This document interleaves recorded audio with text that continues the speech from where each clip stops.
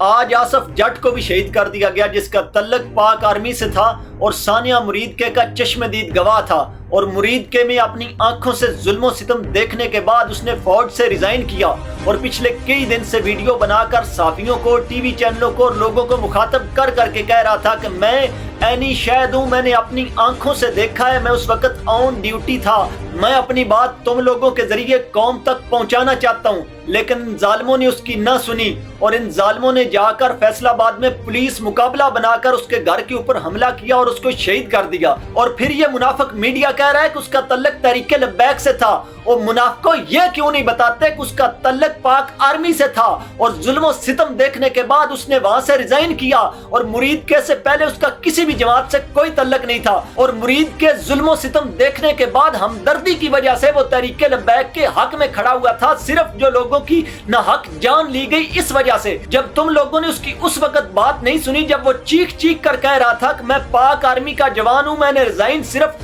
مرید کے میں ظلم و ستم ہونے کی وجہ سے کیا ہے، اور آج جب اس کو نہ حق شہید کر دیا گیا، اس کو تحریک لبیک کے ساتھ ملا کر تم لوگ تحریک لبیک کے اوپر پریشر بڑھانا چاہتے ہو۔ اگر اس طرح کے شہید ہمارے کھاتے میں آتے ہیں تو الحمدللہ، لیکن یہ بھی بتاؤ کہ اس نے پاک آرمی کی ڈیوٹی کیوں چھوڑی، اس نے مرید کے میں کیا ظلم و ستم دیکھا تھا، اور پچھلے کتنے دنوں سے وہ کیا بتانا چاہتا تھا جس وجہ سے وہ کہتا تھا کہ صحافیوں میری بات سن لو، میڈیا والوں میری بات سن لو، وہاں پر بہت بڑا ظلم ہوا ہے جس کو میں نے اپنی آنکھوں سے دیکھا ہے، جس کو دیکھنے کے بعد میں نے پاک آرمی کی ڈیوٹی چھوڑی ہے۔ تم نے اس وقت اس کی بات سنی ہوتی اور قوم تک پہنچائی ہوتی تو بے شک آج جس جماعت سے مرضی اس کا تعلق بنا دیتے، لیکن جب وہ زندہ تھا اور چیخ چیخ کر کہہ رہا تھا کہ میں چور نہیں ہوں، میں ڈاکو نہیں ہوں، میرے اوپر کوئی پرچہ نہیں ہے، میں پاک فوج کا ملازم تھا اور مرید کے میں ہونے والے ظلم کی وجہ سے میں نے یہ ڈیوٹی چھوڑی ہے، تب تم اس کی بات نہیں سن رہے تھے، اور آج جب اس کو پولیس مقابلہ بنا کر مار دیا گیا تو تم لوگ کہہ رہے ہو کہ اس کا تعلق کلدم جماعت سے تھا۔